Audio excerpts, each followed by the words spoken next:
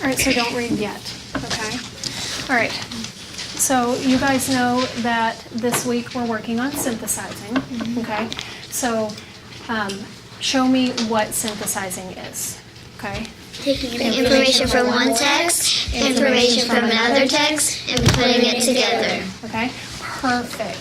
Okay, so when we are reading, we're pulling information from specific text so that we can put it all together. Okay, and so that we can build new understanding. So yesterday you guys read the text Disastrous Waves. Okay, I'm going to hand you that text in a minute so that you can use it as a reference, okay, when we're answering some questions and talking. All right, but your text today is When Dust Covered Everything, okay? So I need you guys to independently read that text so that we can synthesize, okay?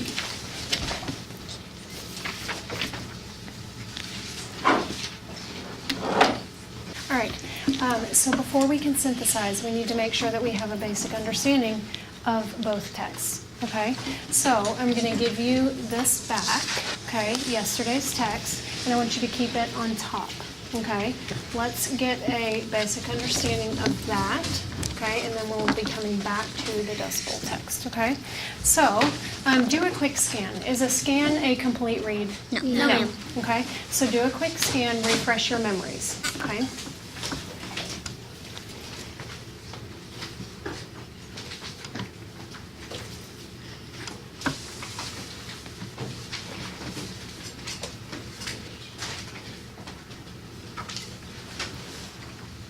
All right, so what is the topic of a disastrous wave? Remember, topics are like one or two words. Ava? Tsunamis. Okay. How did you know that? Where did you get that information from? I got it from the first paragraph because it said a giant wall of water could crash over the coast, and then in paragraph 2 it says a tsunami is a series of giant waves caused by an earthquake or volcanic eruption under the ocean. Okay, good. So I love that she's telling me where she found that information.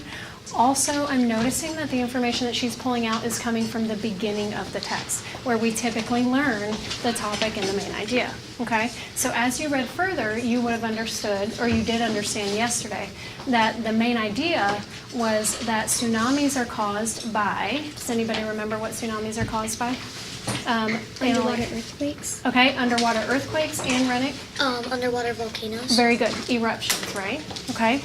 And we learned that the main idea is that those things cause tsunamis, which then lead to lots and lots of destruction. Okay. So, with that being the case, what are some of the effects of a tsunami? Annalee. People losing their homes and sometimes even family pictures. Okay. Now I noticed that you answered really, really quick. Okay. Where do I want you to go before you even answer? Good. Go and confirm. Aubrey, give me one effect, and then we're going to go back to Annalee for another effect. The waves destroyed buildings. Very good. Okay. Annalee, have you found one that you know is for sure in the text? Thousands of people were still, actually 6 years after the earthquake, thousands of people were still without permanent homes. Very good. Okay, so they lost their homes as a result of this, okay? Any other effects that you think are really, really important that we should note? Ariana. The tsunami tossed cars around. Okay, what does that show you? What does that help you understand about the tsunami? Ava? That it was very dangerous. Okay. It's very powerful. Good, I love the word powerful, okay? We know cars are really heavy. Aubrey, you have a thought? Yes. Also, because many people probably lost their lives in their cars because people don't really live if their cars get tossed around. Okay, so I hear you having that thought, and I hear you saying probably, but can we confirm that thought in the text, that many people lost their lives? Yes. Yes. Where? Take me to it. The last sentence. Can you tell me which paragraph? Paragraph 6, the last sentence. Every year on March 11th, people all over Japan stop to remember the people who were lost on that day. Good. Can anybody find another piece of evidence that supports that people lost their lives? Ariana. On paragraph 5, it says thousands of people died in the earthquakes and tsunami. Very good. Okay, so we see it in both paragraph 5 and paragraph 6. Okay, good job. So we have pulled information from our first text. Okay, now we need to pull information from our second text. So please switch over to when dust covered everything. Okay. What is the topic of this text? What is the topic of this text? Saw hands come up quick, okay? Which you should. You should know that pretty quickly, okay? And you can confirm that pretty quickly when you look back to the text. But who wants to share? Rennick, I haven't heard from you in a minute. What's the topic? The Dust Bowl. Good. Okay, and this happens to be a topic that you guys have learned a lot about, right?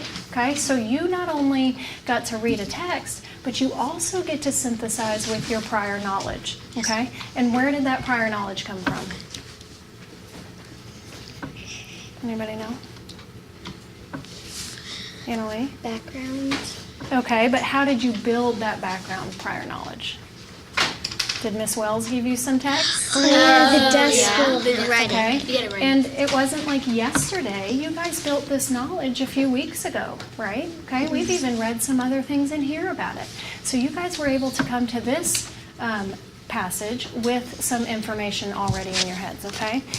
So that's part of synthesizing too, bringing your prior knowledge and putting it together with the new text that you're reading, okay? All right, so let's look at it in the same way, because we know science and social studies texts tend to be cause and effect texts, okay? So what caused the Dust Bowl? What caused the Dust Bowl? Aubrey, I love how you took time to look. Go for it. The southern plains are dry and windy. Okay. Or dry. All right. Dry is a key word. Can anybody think of a weather-related word that lets us know that there was a lot of dryness? There was a lack of something. Ava? A drought? Yes. Okay. So a drought caused the Dust Bowl. Can you think of anything else that caused the Dust Bowl to occur? Like why? How was the drought able to affect the land so much?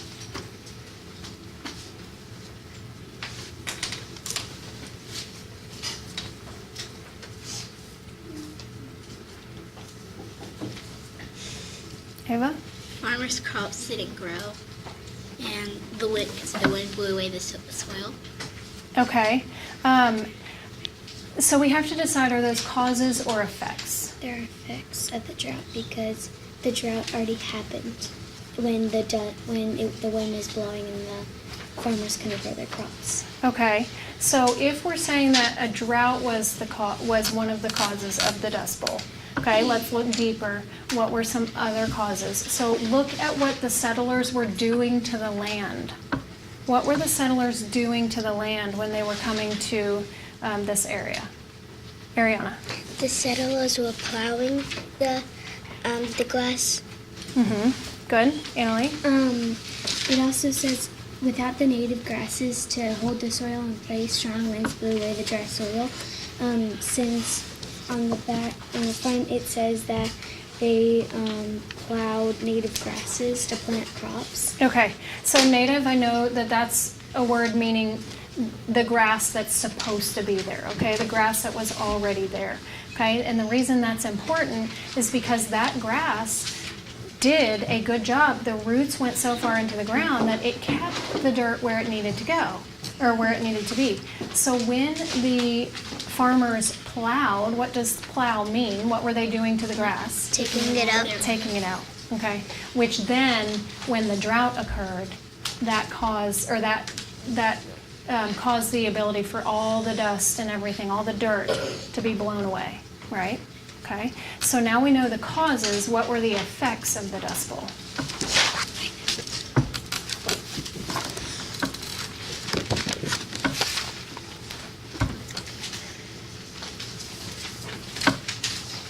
Go ahead. It says in paragraph 4 that the drought caused many crops to die. Okay, crops died. What else? Annalie, hold on, let me also say, Rennick, excellent job on telling us where you found it, okay? Annalie, In paragraph 5, it says, the warm, dry weather also led to unusually large numbers of grasshoppers and jackrabbits, okay, which means they probably be swarming around and being everywhere. good. We read another text about that. Do you guys remember? Yeah. Okay, That one. yes. Also in paragraph 4, the last sentence, strong winds blew away. In 1930s, giant dust storms carried soil from the Dust Bowl as far as the East Coast. Good, okay.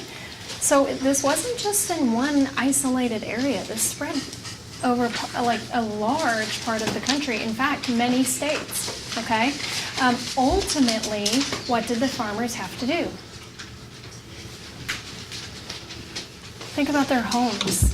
Think about if they couldn't farm and they couldn't produce their crops, what did they have to do? Ava? Maybe they had to move somewhere else Oh, to support their families. okay. Were they losing their homes too? Yes. Yeah. Okay. All right, so now I want us to start thinking about these texts together. Okay? They seem pretty different because one is a tsunami and one is a dust bowl. But how could we connect those? What do they have in common? How are the texts similar? How are the texts similar? Aubrey. The tsunami and the Dust Bowl, did a lot of destruction to their environment. Okay, now, could you support that with details from your text? Yes. Okay. Would you be focusing on causes or effects when you're talking about the destruction? Effects. Good, very good. So environmental, okay? Does anybody know what we call those? We're talking tsunamis, we're talking this dust bowl, we're talking tornadoes, hurricanes. Environmental, but what do we call them? Natural disasters? Yes, okay. So would you say that these two texts are about natural disasters? Yes. Yes, okay. And we're pulling the word that Aubrey used, destruction, okay? So now I want you to start thinking about how you would use these two texts, okay? So if Miss Wells in writing class said that you're going to be writing about natural disasters and you could only use these two texts as your sources, your resources, okay? I want you to think about two things, okay? One, and you're going to write it on this side of your board, okay? One, what would the title of your essay be? Okay, if you're writing an essay about natural disasters, okay, and you can only use these two, and your title cannot be natural disasters, okay, think about information you gained from these texts. What would your title of your essay be?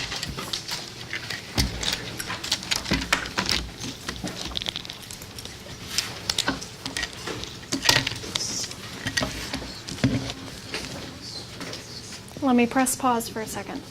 When you're coming up with your title, you need to make sure you're doing a couple things. One, you're considering both texts. Two, let me actually see if you know this. When you come up with your title, what do you have to make sure you can do? Support it. Yes. Okay, thank you for raising your hand, but yes. Okay, and how are you going to support it? With details from the text. Perfect. From one text or both texts? Both texts. Both texts, good. Some are still thinking, but is there anybody that wants to share? Okay, go ahead. Let us see your capital letters too while you're sharing. When disasters start? What do y'all think? Do you like? Yes. Why do you like it? Crickets. Why do you like it, Emily? Because she's using words that generally you don't use, like you could say when disasters come, when disasters arrive. But she did strike. Why is strike so good though? Because it's just It's a such a powerful word, word. it's not a commonly used word. Okay, but I also heard you say it's a powerful word. So what does that make you think of? Disaster, like really bad disasters. How about that destruction Aubrey was talking about? Okay, excellent job. Thank you for sharing. Anybody else? Ariana? Disasters through time. Disasters through time. Okay, good. What do y'all think? That was a good one. You like it? Because I noticed that both of these texts, because the tsunami one happened on March 11, 2011, which was in the past, Mm-hmm. and the Dust Bowl happened in the 1930s, which is also in the past. Okay, all right, perfect. Aubrey? I came up with watching the world change because Mm. in the tsunami text it says, like, it gives evidence of a lot of things that changed. Like, why does it happen and what effects. And effects is like what made it, not what made it happen, but what happened after the tsunami. And also in When Dust Covered Everything, it also says effects of the Dust Bowl, and I found a lot of text evidence in there. Good. Can you show me, remind me what it was one more time? Watching the world change. Really good. Really good. Okay. If there was one thing that we could add to that, what do you think? Like, we see that things are changing. We see the effects. I love your explanation. But I feel like it's missing something. What are we missing? Like, what am... I feel like a powerful word. Why? Because we know these disasters led to what? Like destruction. Yeah. And if she said watching, like, it's kind of hard to put, in the title sheet, it's kind of hard to put a big powerful word in it. But if she added a big powerful word, it would make it sound more interesting and catching your eye. Okay.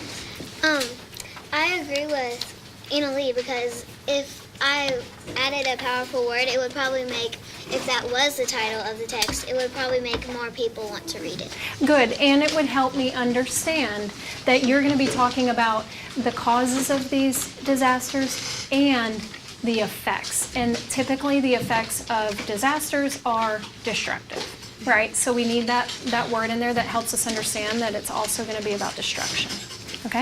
All right, anybody else want to share before we end? I have a word to I have maybe a powerful word to describe. Oh, Maybe- that you think she could add? Maybe disasters of these centuries, because this was in 2011, which was in the 21st century, Okay, and this one was in the 1930s. very good. Okay, excellent. I love that you guys are thinking together. Good job. Okay, does anyone else want to share? No? Okay. Annalie, are you writing your essay or a title? A title. All right. Disasters around the world, because this was in Japan and this was in Texas. Okay. And this, if it's in Japan, it's like practically the other side of the country, and you can easily support it like it's in Japan. This is in Texas, I'm pretty sure. This is in Texas. Okay, so I see that you could support that, okay, through both texts, but we have to remember what our essay would ultimately be about, and that would be the destruction that the natural disasters cause, right? Okay, so would that be the best title? No. Would it work? Yeah. Okay.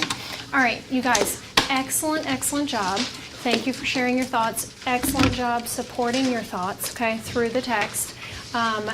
Real quick, I want you to share with your shoulder partner what synthesizing is. Why do you want to synthesize as a good reader? Ava, you're going to be sharing with me. Okay. So why do you want, as a good reader, why do you synthesize? Okay, perfect. Good job. Good thinking. All right, you guys. Excellent job. You may go. Thank you.